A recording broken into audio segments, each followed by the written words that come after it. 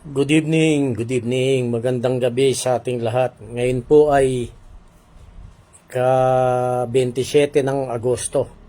Ilang araw na lang at Setyembre na.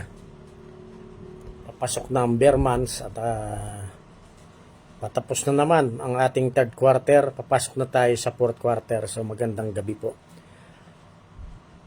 Tayo po ay magpapasalamat unang-una sa ating dakilang lumikha dahil panandalian po yung mga kapatid natin na miyembro ng KOGC dyan sa Davao nagkaroon ng breathing space dahil umalis na po yung mga pulis sa compound ng KOGC.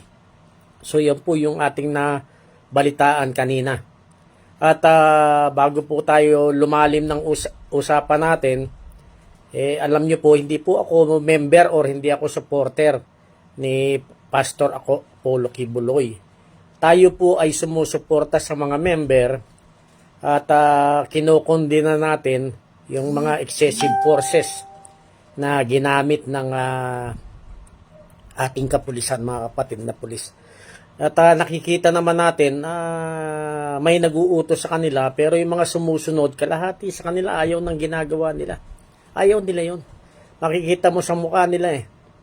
So tayo nagpapasalamat sa magiting na abogado ng KOGC, si Attorney Israelito Torion. Congrats, Attorney Torion. Yan po ay kaibigan natin. At binigyan ng Supreme Court ng TRO para ipatigil yung paghahalugog dyan dahil ilang araw na hindi naman nila makita si Pastor Kibuloy. So salamat at naiwasan na naman ang marahas at maaaring mangyari yung takot, yung iniisip ng mga member ng KOGC na pwedeng mangyari. At least naibsan ngayon. At nagkaroon sila ng breathing space at umatras yung ating kapulisan dahil sa utos ng korte. So yung dasal natin at yung aksyon pinagsama-sama, napapanood ng langit yan, ng dakilang lumikha. So tayo natutuwa kaya po tayo ay nag-live. At para sa mga kapatid natin dyan sa Davao, tayo po ay maghanda. Tayo po ay maging laging handa dahil yan pong evil, ang demonyo po, hindi titigil yan, maniwala kayo. Ako ay nagtataka dahil nung in-interview si BBM, meron sigurong nakapanood sa inyo dyan, nung in-interview niya, sabi niya, hindi naman yung mga pulis na pumasok walang baril. At saka hindi gumamit ang PNP ng tear gas. Parang hindi niya alam yung nangyayari talaga o hindi niya na pinapanood kung ano yung nangyayari. Hindi niya alam At ang sagot niya pa sa nag-interview, kahit na magreklamo kayo sa ang human right, walang baril ang mga pulis nang pumasok sa KOGC compound at hindi sila hagis ng tear gas. O parang wala talagang alam Hindi natin maintindihan sorry. I stand corrected. Federico Mana, tama ka po. Hindi Supreme Court ang nagbigay ng writ of amparo, RTC ng Davao. Doon nga pala nag-file si Attorney Torion sa RTC ng Davao. Maraming salamat, Brother Federico Mana, for correcting me. So, RTC ng Davao, doon sila nakakuha. So, hindi sa Supreme Court. So, yun ang latest natin at nagpapasalamat nga tayo sa tulong-tulong na paggalaw, pagkilos. At lalo na sa mga kapatid nating MNLF dyan sa Davao na alam kong laging handa yung mga yan. So, Maria Joseph, subok na yan. Subok na ang mga kapatid natin Muslim, lalo na mga kapatid nating MNLF. Yan po ang nakikita ko po yan, ang check and balance natin sa totoo lang. Kaya sa akin lang pananaw huwag kayo magpapadenggoy dyan sa peace process na ginagawa ng gobyerno para ipasurrender lang yung mga armas natin. Huwag yung gagawin yan. Yan po ay bounded ng isang treaty At hindi pwedeng baguhin yan ng Kongreso, ng Senado, ng Presidente. Hindi po. Maraming bansa ang pumirma dyan. Kaya hindi po pwedeng baguhin yan. Meron po tayong tinatawag na Tripoli Agreement. Para sa akin, kung wala sana ng Tripoli Agreement, matagal nang nakuha yung tunay na freedom ng ating mga kapatid na Muslim sa pamumuno ng MNLF. Matagal nang nakuha ang ating freedom dyan sa Mindanao, ng Bangsang Moro. Kung wala yung Tripoli. Sa akin, pananaw lang yan. Pero dahil nga nagkaroon ng Tripoli Agreement, parang naging status quo o nagkaroon ng pirmahan sa mga panig noong mga concern, lalo na yung ating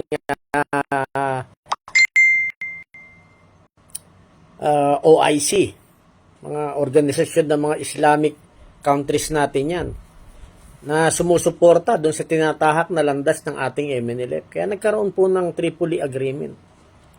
At kailangan sundin yan. Hindi pwedeng baguhin yan kung kahit sino dyan sa gobyerno. Hindi po pwede. So, Lydia Cardin, tama kasi, huwag tayong magpakampante. At alam na natin yan sila sunod-sunuran sa Amerikano Hindi naman lihim yan Lihim pa ba yan? So, sa aking pananaw lang, mas safety tayo na pinag-uusapan natin on top of the table. Lahat ng kailangan pag-usapan ng hindi patago. Kasi wala naman tayong dapat itago sa bansang ito Nakikita na ng mata natin sa harap natin Crystal clear na. Malinaw pa sa baso ng tubig yan na ang katotohanan talaga nandyan. Na maraming mali na nangyayari sa ating gobyerno sa ngayon. At yan ang una. Saludo ko sa mga kapatid nating Muslim na nagpakita ng suporta sa mga miyembro ng KOGC. Ngayon, hindi member ng KOGC yung mga kapatid nating Muslim Karamihan ang sumuporta. Sila ay sumuporta dahil may nakita silang mali at naaawa sila dun sa mga member. Ang target isang tao lang Yun lang ang dapat hanapin, si Pastor Kibuloy. Wala namang kinalaman yung mga member.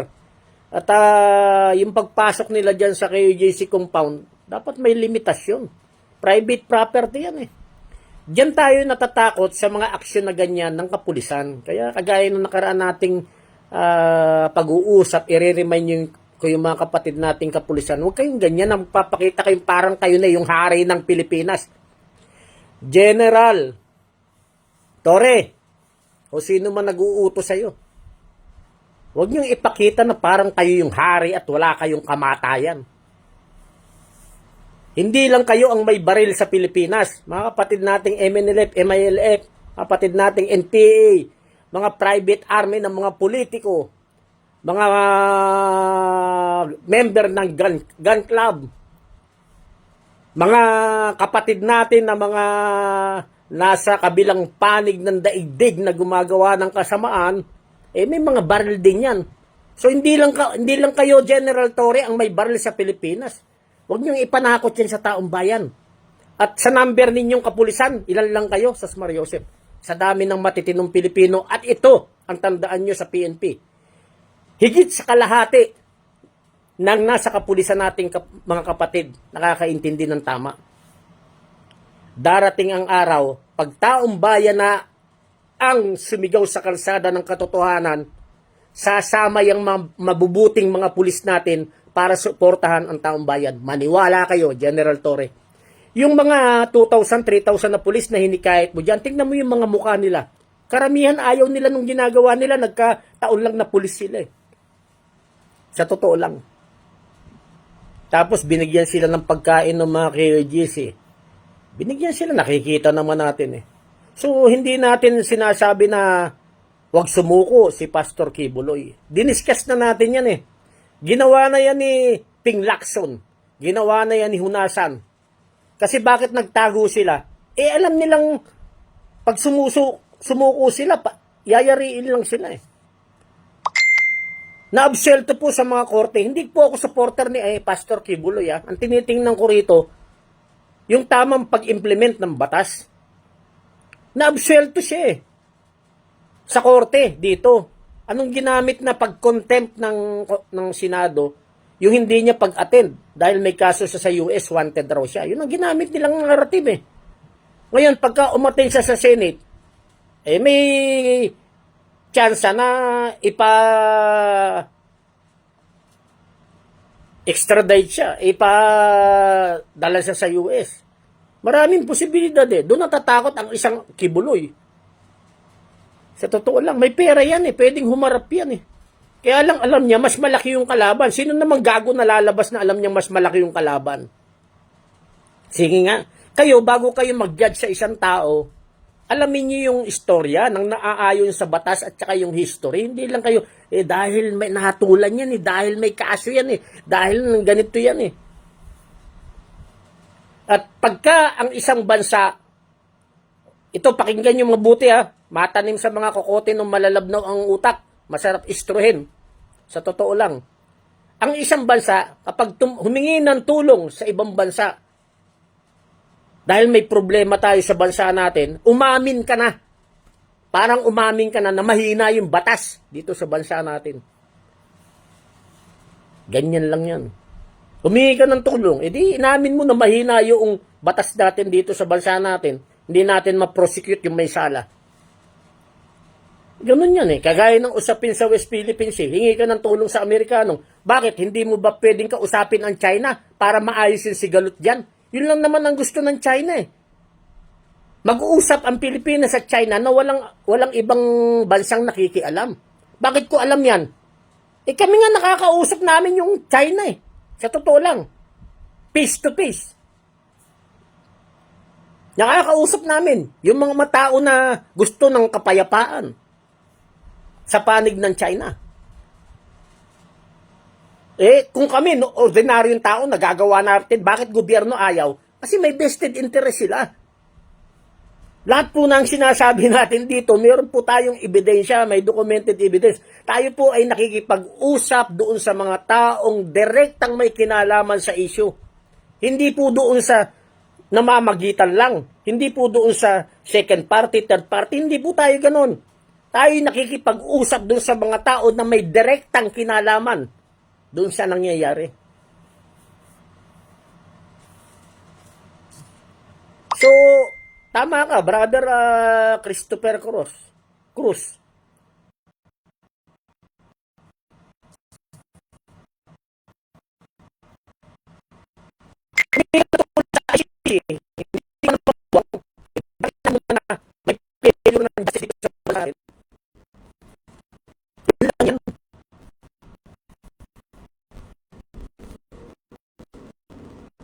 Tulong ang bansa.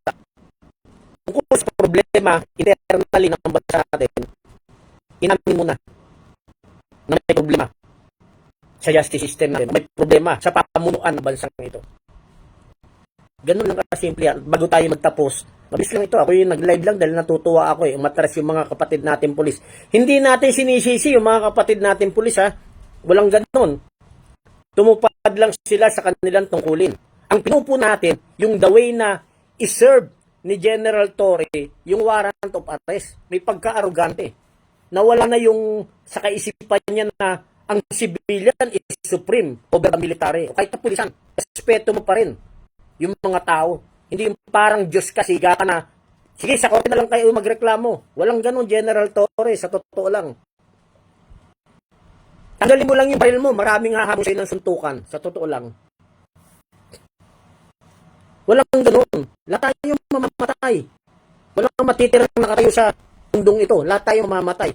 Laging sa pagpapatupad ng tungkulin natin, wag nating tatanggalin yung humility. Yung pagiging tao natin. Tanggalin natin yung pagiging arugante. At kailangan nakasandal ka sa katotohanan. Kahit mali yung utos. Minsan kasi ako galing rin ako sa academy. Training namin military. Anong sinasabi? Obey first before you complain. Ngayon ko naisip mali Paano ka magko-complain kung patay ka na?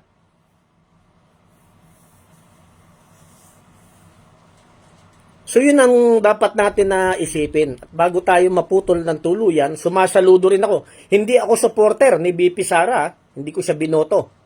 Hindi ako supporter ng mga Duterte. Pero sumaludo ako sa kanya doon sa hearing sa Congress. Bakit? Ang daming congressman doon, ginisya siya. Pero nanindigan siya mag-isa at napahiya yung mga congressman.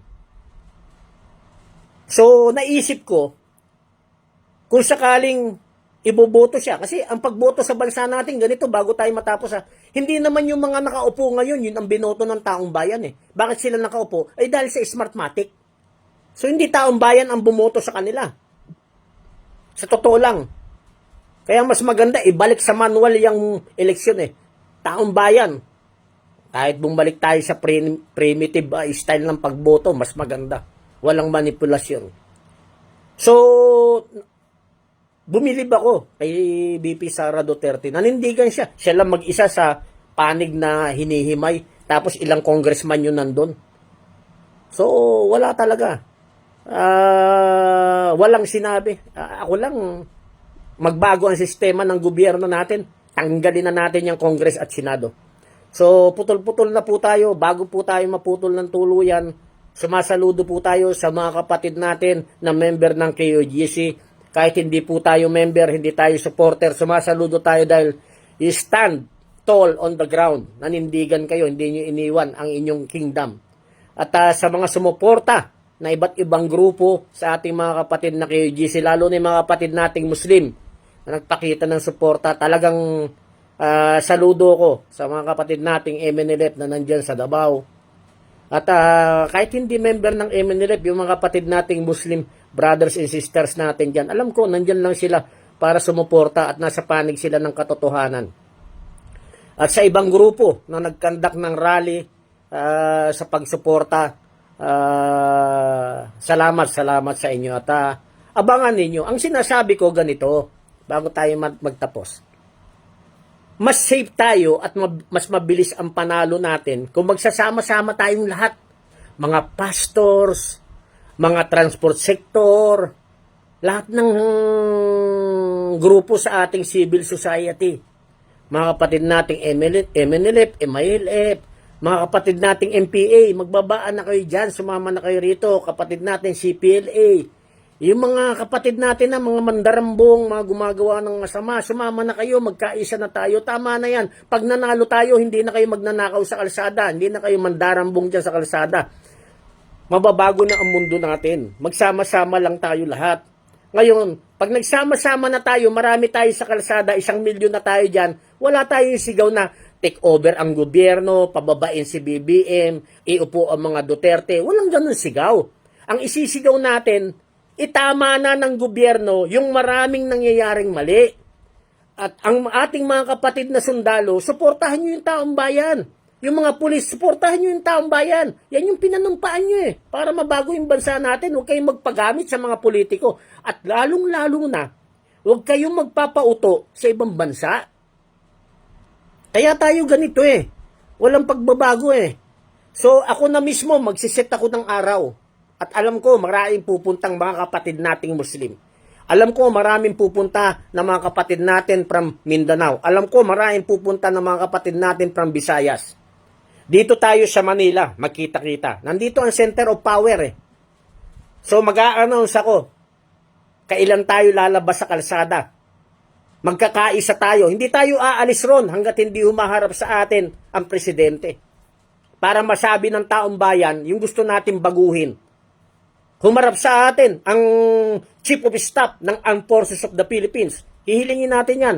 Humarap sa atin ang Chief of Staff ng PNP. Yan. Humarap sila sa atin. Supreme Court, hihilingin natin. Huwag na yung mga congressman at senador. Paulit-ulit. Meron na bang malalaking may kasalanan? Mga nagkasala ang naparusahan? Karamihan na napaparusahan yung mga nasa laylayan lang yung mga middleman lang Pero yung totoong mga utak ng mga nangyayaring anomalya sa bansang ito, mga pagnanakaw, wala man naparusahan. So para sa akin, tanggalin na yung Senado at saka yung Kongreso, magtayo tayo ng People's Court, pinakamaganda, na ang bumubuo lahat ng representative ng mga major sector ng ating civil society. Maaring 200 from Luzon, 200 from Visayas, 200 from Mindanao, o yan ang bubuo ng ating tagahimay ng mga batas. Yan ang bubuo ng paghihimay kung sino yung mga nagkasala. Taong bayan. Tatayo lang tayo, mananalo tayo. Ulitin ko bago ko magtapos ha. Tatayo lang tayo ng sama-sama, isisigaw natin ang maraming mali sa bansa natin, susuportahan tayo ng mga noble policeman and noble military natin, kasama na ang mga retired military natin, mga uniform personnel natin, mga retirees, mga reservists, sama-sama tayo, mga pastor, sama-sama tayo. At may tatama na nito with transparency, hindi yung nagtatago tayo sa laylayan ng mga politiko. Pag sumigaw tayo sa kalsada, walang politiko rito. Ang gusto natin, tunay na pagbabago para sa bansa natin. Magandang gabi po sa ating lahat.